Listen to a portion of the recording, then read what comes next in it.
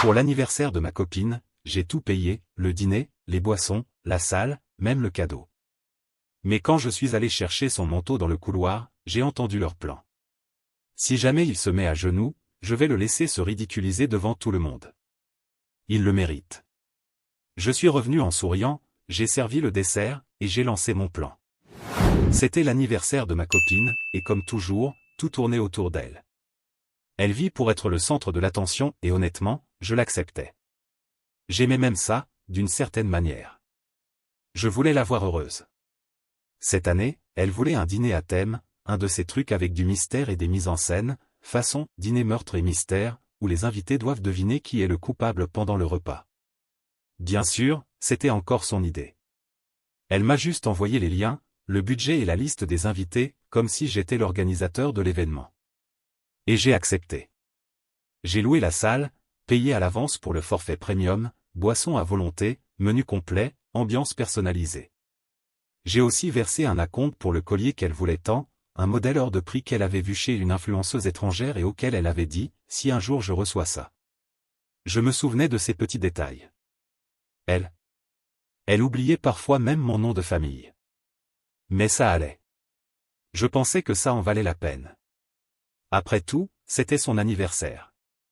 L'événement qu'elle commence à planifier dans sa tête dès mars, alors qu'il est en juin. Pour elle, c'était comme son propre mégala. Et moi, j'étais le vigile. On est arrivé sur place, et dès le début, l'ambiance était étrange. Sa cousine Vanessa était collée à son téléphone dès la première minute. Cette fameuse Carla, une de ses plus vieilles amies, ne me regardait même pas. Il y avait une autre fille que je ne connaissais pas, qui m'a dévisagé comme si j'étais le livreur. Pendant ce temps, ma copine, appelons-la Bianca, flottait dans la salle comme une star de télé. Elle riait fort, posait pour les photos, demandait des selfies toutes les 10 minutes, avec un nouvel angle à chaque fois. Elle avait même apporté une lumière portable. Je te jure. On aurait dit une vraie séance photo. J'essayais d'interagir, mais j'avais l'impression d'être un figurant dans un film où je n'avais pas eu le script. Tu connais ce sentiment d'être dans un endroit où tout le monde joue un rôle sauf toi? C'était exactement ça. Au milieu du dîner, Bianca me lance d'un ton presque dramatique. Chérie, tu peux aller chercher mon manteau. Il est sur le porte-manteau dans le hall. J'ai trouvé le ton d'étrange. Théâtral. Comme si elle jouait pour un public. Mais j'y suis allé. En traversant le couloir, je suis passé devant une autre salle privative, séparée par des cloisons fines, comme dans certains restos japonais. C'est là que je les ai entendus. Des rires forts, dont un très reconnaissable exagéré, presque faux. C'était Vanessa, sans doute. Et là, le coup de massue. Et s'il se mettait à genoux pour me demander en mariage? Demanda l'une d'elles. Je le laisserais faire, avec sa tête de chiot abandonnée. Je le laisserai se ridiculiser devant tout le monde, répondit la voix de Bianca, claire, assurée, presque amusée. Il le mérite. Il croit être à mon niveau. Encore plus de rire. Une troisième voix ajouta. Faut filmer ça. Promets qu'on aura la vidéo. J'ai déjà demandé à mon cousin de tout filmer, dit Bianca. Ça va être hilarant. Je me suis figé. Vraiment figé. Comme si le temps s'était arrêté. Son manteau à la main, et ses mots résonnant dans ma tête. Il le mérite. Pas à mon niveau. Voilà ce que je représentais pour elle? Après tout ce que j'avais fait? Après avoir organisé toute cette fête, dépensé de l'argent que je n'avais même pas, pensé à chaque petit détail pour lui faire plaisir? Ce n'était pas une blague. Elle le disait avec plaisir. Et le pire? Personne n'a protesté. Personne n'a dit « arrête ». Elles ont toutes ri. J'étais devenu une blague dans la soirée que j'avais financée. Je suis revenu avec le manteau. Je le lui ai tendu. Elle m'a à peine regardé. Elle l'a jeté sur sa chaise, comme si elle avait oublié l'avoir demandé. Puis elle a repris sa conversation avec ses amis, comme si de rien n'était. Et moi? J'ai souri. J'ai fait comme si tout allait bien. Je me suis assis, j'ai observé. Chaque détail de cette soirée est gravé dans ma mémoire. Au moment du dessert, c'est moi qui ai servi. Je suis allé chercher le gâteau spécial que j'avais commandé, sur le thème qu'elle avait choisi, et je l'ai apporté moi-même à table. Tout le monde a applaudi. Elle s'est levée pour porter un toast et a remercié ses amis. Leur présence. Pas un mot pour moi.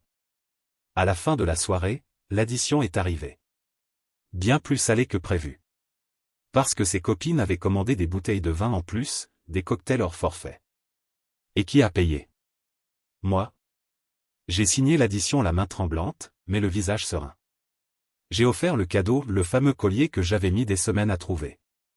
Elle l'a ouvert, a esquissé un sourire rapide, puis s'est tournée vers Vanessa pour l'enlacer, elle filmait encore, évidemment. En partant, j'ai tenu la porte à tout le monde. Aucun merci. Bianca a même lâché, comme une blague privée.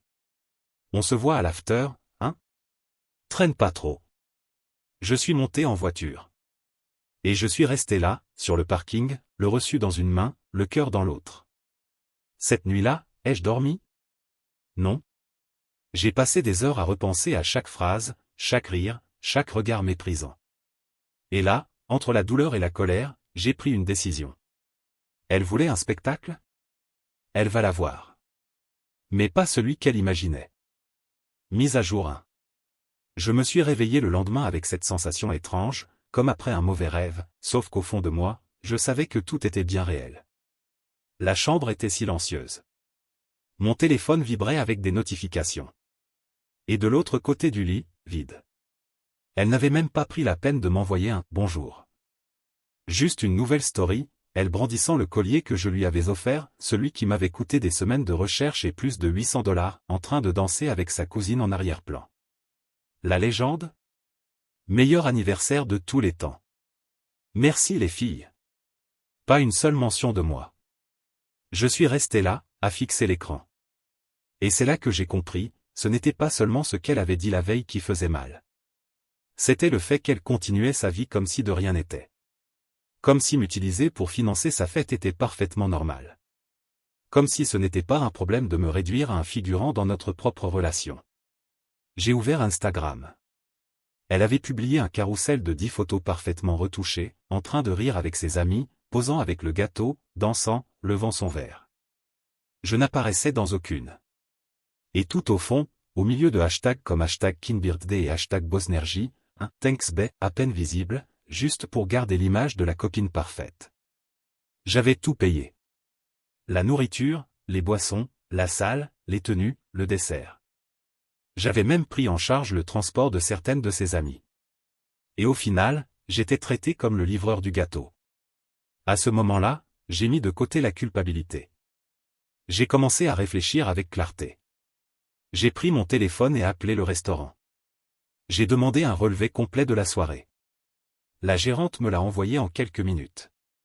J'ai ouvert le PDF et commencé à lire, bouteille de vin hors forfait, verre cassé, vin renversé sur le fauteuil de la réception, une tentative d'ouvrir une nouvelle commande à mon nom pendant l'after, le tout pour près de $300 supplémentaires. J'ai rappelé immédiatement. Bonjour. Je suis la personne responsable de la réservation d'hier soir. Juste pour vous informer, je suis parti avant minuit. Toute dépense après cette heure-là n'est pas de mon ressort. Elle a pris une grande inspiration. Je comprends, monsieur. Nous allons transférer les frais à la fêtée. Parfait. Et si quelqu'un tente à nouveau de réserver en mon nom, bloquez tout. C'est personnel. J'ai raccroché, et j'ai respiré plus profondément que je ne l'avais fait depuis des semaines. À cet instant, j'ai eu une illumination. Je suis retourné dans le groupe WhatsApp que Bianca avait créé juste pour son anniversaire. J'ai remonté les messages. Et j'ai vu exactement quand elle avait écrit. Les filles, s'il fait un truc mignon genre s'agenouiller, filmez tout. Je veux voir après MDR. Son cousin avait répondu direct. J'apporte le trépied, t'inquiète. Donc ce n'était pas juste une blague sortie de son contexte. C'était un plan. Une mise en scène. Un show d'humiliation qu'elle voulait filmer en HD. À ce moment-là, j'ai envoyé un message à son cousin. Mec, j'ai entendu dire que t'avais filmé pas mal de trucs pendant la soirée. Tu peux m'envoyer les vidéos? Je pensais monter un truc surprise pour elle. Silence pendant 40 bonnes minutes. Puis sa réponse. Oups, mec, je crois que j'ai filmé que des trucs sans intérêt. J'ai même pas tout sauvegardé. Envoie quand même. Elle m'a dit qu'elle voulait faire un montage. Encore du silence. Je suis resté à fixer l'écran. Ça disait tout. Entre-temps, j'ai reçu un nouvel email de la gérante du resto. Elle avait joint des photos des dégâts, un coussin en lin taché de vin rouge et un vase en céramique cassé en deux. Je les ai directement transférés à Bianca avec une seule phrase. Bon courage pour gérer ça. 3 minutes plus tard, elle a répondu. C'est quoi ça? La partie de l'addition que t'as essayé de me coller après mon départ. C'est ridicule. Tu fais tout un drame pour une blague. Tu sais très bien que mes copines en font toujours trop. Tu appelles ça une blague? Prévoir de m'humilier en vidéo? Sérieusement? Elle a mis du temps. Le « en train d'écrire » est resté affiché pendant 5 minutes. Puis le pavé est arrivé. Tu m'as humilié devant tout le resto. Maintenant tout le monde me voit comme une fille cruelle, que j'ai monté un théâtre, tout ça pour une phrase sortie de son contexte. Je plaisantais. Tu sais très bien que je n'aurais jamais fait ça sérieusement. C'était juste pour rire. Tu fais d'un détail une affaire énorme. J'ai respiré. J'ai répondu calmement. Si pour toi, appeler ton copain pathétique et prévoir de filmer sa honte, c'est juste un détail, alors peut-être que le problème, ce n'est pas le contexte. C'est ce que t'es devenu. Elle a lu. Et n'a plus jamais répondu. Quelques heures plus tard, j'ai vu que j'avais été supprimé du groupe d'anniversaire. Tentative de me rayer du script. Mais c'était trop tard. Elle pensait être la star du soir. Elle ne savait pas qu'elle venait d'allumer la mèche. Et cette fois, c'est moi qui tiens le feu. Mise à jour 2. 2 jours après le dîner, les masques ont commencé à tomber. Je pensais que Bianca allait se faire discrète, attendre que la poussière retombe, peut-être m'envoyer des excuses maladroites. Mais non. Elle a préféré l'attaque. Ses amis ont commencé à poster des « indirects » qui ressemblaient à des flèches avec mon nom écrit dessus. Carla a posté une photo avec un verre de vin et la légende « Un homme qui supporte pas une blague ne mérite pas une femme forte ». Vanessa a balancé un mème sur les « petits copains trop sensibles ». Et Bianca? Elle a posté des stories en gros plan, en pleurs, disant que, parfois, on veut juste de l'amour et on reçoit des jugements. Des jugements? Celle-là même qui m'a vu payer toute l'addition de la soirée, en échange, a planifié mon humiliation en public, avec vidéo à l'appui. Parce que oui, c'est désormais officiel, la vidéo existe. En fin d'après-midi, son cousin m'a enfin répondu. Le même qui, selon elle, était chargé de tout filmer, au cas où je ferais un truc mignon. Celui qui était resté silencieux quand je lui avais demandé le lendemain. Cette fois, il a écrit. Mec, Bianca est en panique. Elle dit que tu vas lui ruiner la vie si tu racontes ce que t'as entendu. J'ai répondu cash. La vidéo existe, oui ou non? Il a mis du temps. Puis, il a simplement dit. Je vais te l'envoyer. Mais dis pas que ça vient de moi. Quelques minutes plus tard, je reçois le fichier. Une vidéo verticale, mal stabilisée, mais suffisamment claire. Et là, on la voit. Bianca. Un sourire aux lèvres, une coupe de vin à la main. Ses copines rient. Et sa voix, nette. S'il se met à genoux, je le laisserai se ridiculiser devant tout le monde. Il le mérite. Il doit comprendre qu'il n'est pas à mon niveau. Une amie rigole en arrière-plan. Faut filmer. Et elle. J'ai déjà demandé à mon cousin. Je veux le voir se ratatiner après. J'ai mis pause. J'ai soufflé. C'est fou comme une vidéo de 30 secondes peut contenir plus de vérité que des mois de relation. Là, j'avais des preuves. Et d'un coup, tout ce poids du doute, et si j'avais mal compris, peut-être que c'était juste une phrase maladroite, s'est envolé. Ce n'était pas un malentendu. C'était un plan. Quelques heures plus tard, j'ai reçu un message d'Émilie. C'est la panique totale. Quelqu'un a balancé dans le groupe que t'avais la vidéo. Bianca pleure, elle dit que tu vas la détruire. J'ai répondu. Elle s'est détruite toute seule. Moi, j'ai juste arrêté de la protéger. Et les dégâts ont commencé. Carla a quitté le groupe. Vanessa s'est embrouillée avec Bianca par message vocal, qui a évidemment fuité. Dans l'audio, on l'entend dire. Tu nous avais juré qu'il n'entendrait rien. T'avais dit que c'était juste un petit sketch entre nous. Le même jour, je reçois un appel d'un numéro inconnu. J'ai décroché par réflexe. Allô? Ici la mère de Bianca. Il faut qu'on parle. À propos de quoi?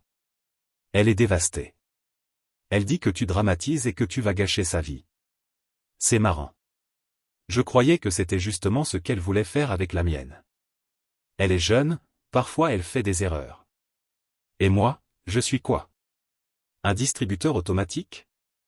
Prévoir de filmer mon humiliation pour rigoler avec ses copines, c'est juste une erreur. Silence.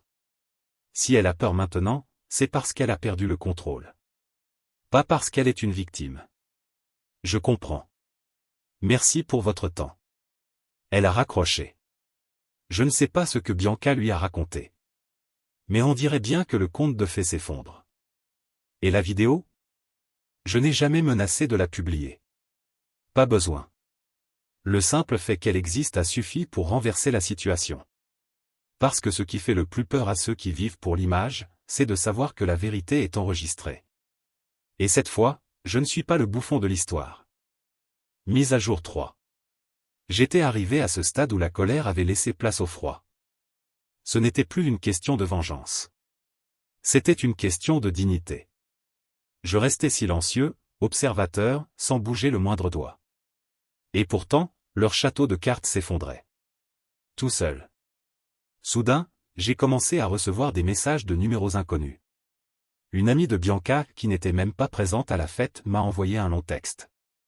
Elle est dévastée. Elle ne dort plus. Ne mange plus. Ne sort plus de sa chambre. Elle te supplie au moins d'écouter sa version. Sa version? Laquelle?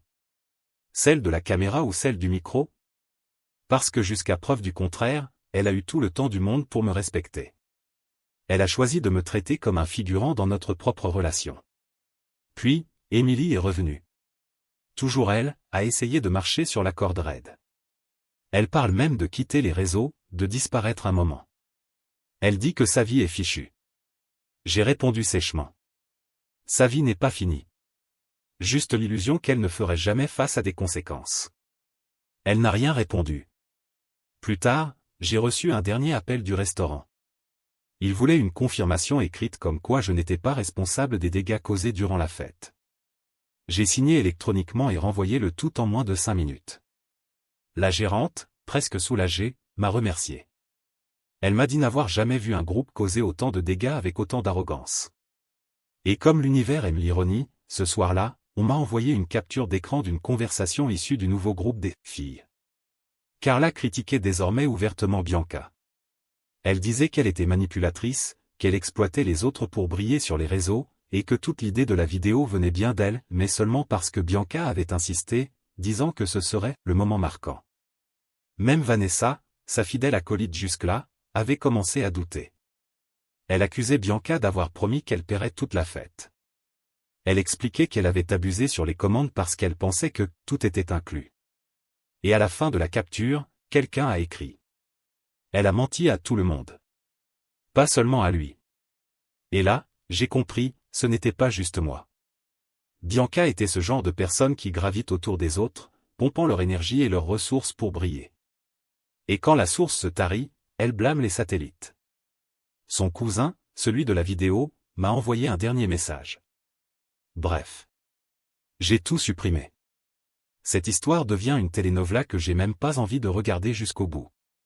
Je lui ai répondu. Sage décision. Mais ma copie est bien au chaud.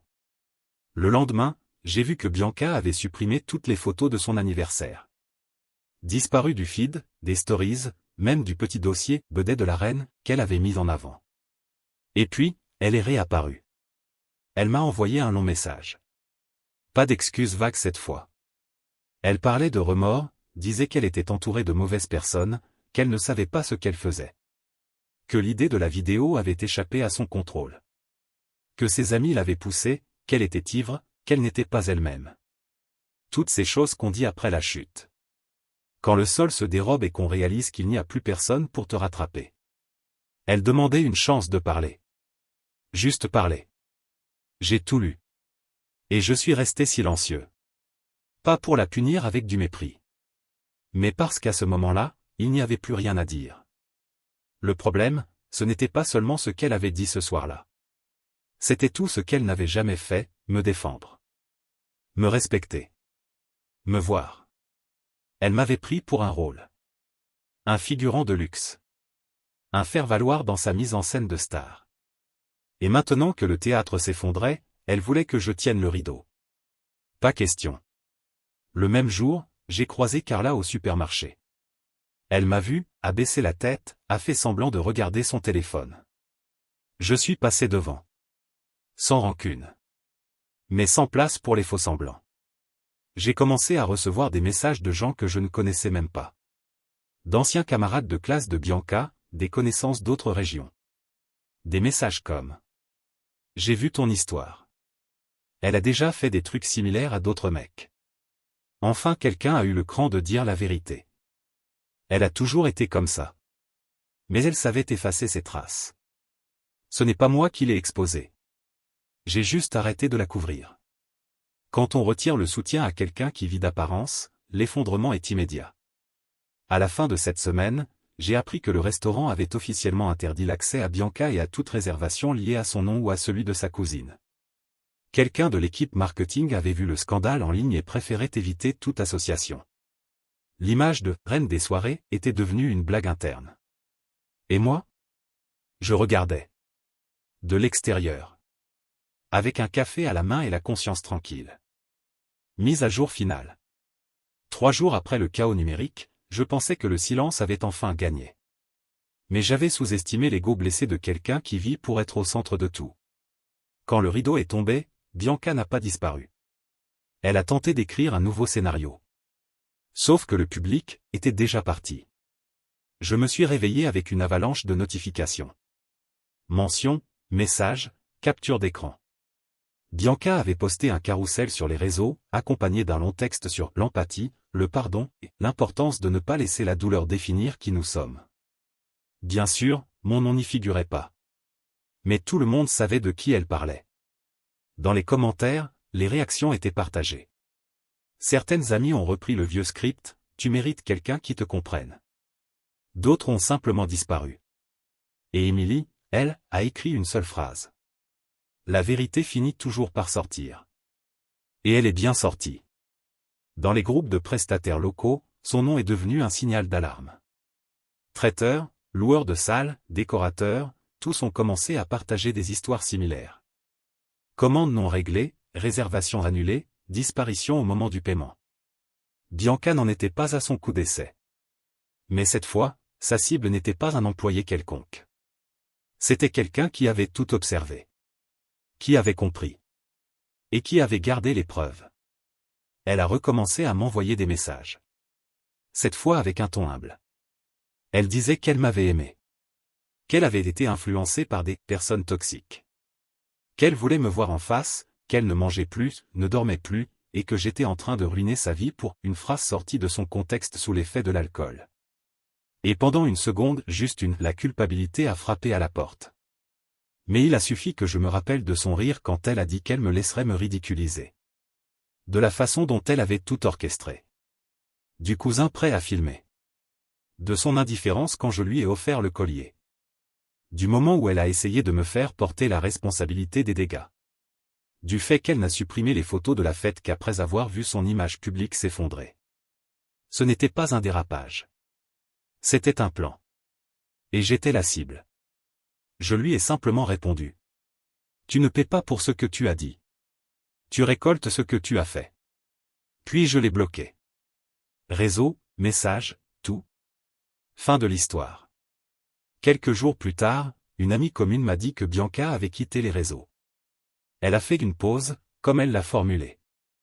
Essayant de se reconnecter à elle-même. Le plus ironique? Carla est réapparue. Elle m'a envoyé un message court. Tu avais raison. On met du temps à réaliser qui on a aidé à monter sur le piédestal. Je n'ai pas répondu. Pas par mépris. Mais parce qu'à ce stade, ma vie avait repris son cours. Et pour la première fois, elle ne tournait plus autour d'elle. 6 mois plus tard, je suis avec quelqu'un d'autre. J'ai rencontré Clara par hasard, dans une petite librairie du centre. Elle avait remarqué que je regardais un livre qu'elle voulait aussi. On a ri, échangé quelques mots, et pris un café ensemble. Le reste s'est fait naturellement. Sans scénario. Sans attentes irréalistes. Sans mise en scène. Ces deux meilleures amies m'ont accueilli avec bienveillance. Elles m'ont posé des questions normales. Elles ont ri de mes blagues stupides. Et à la fin de la soirée, l'une d'elles a dit. Elle sourit d'une façon qu'on n'avait plus vue depuis longtemps. Clara m'a regardé et a répondu. Parce qu'il me traite comme une personne. Pas comme un marchepied. Et c'est là que j'ai compris. Il y a des gens qui bâtissent des empires d'ego. Et d'autres qui construisent du lien.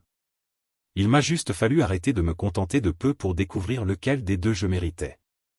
Aujourd'hui, beaucoup me demandent si je vais pardonner Bianca. Si je vais tourner la page en silence. La vérité? Elle m'a offert, sans le vouloir, le plus beau cadeau de tous. Ma liberté. Mais je pense encore à la vidéo. Je pense encore à la publier sur YouTube. Pas par vengeance. Mais pour montrer, clairement, ce qui arrive quand on transforme l'amour en spectacle. Parfois, la meilleure réponse. C'est la vérité, sans montage. Et toutes les fêtes ne méritent pas un rappel.